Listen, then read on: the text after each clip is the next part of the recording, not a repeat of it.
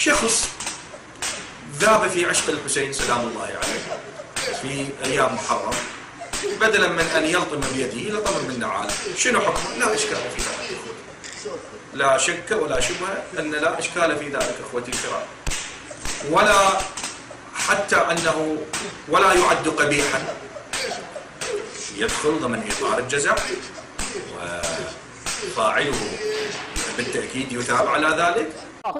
هذا النفاق اللي وصلنا لهاي الحال، ضحكوا علينا، يضحكون علينا ساداتنا وكبرانا. القموا لا يفوتكم الفوت باللطم الحسنة، القموا، ترى إذا لطمتوا تدخلون الجنة من أوسع أبوابها. القموا، مو كان عندنا الإمام وما نصرناه، عليه من نلطم عليه.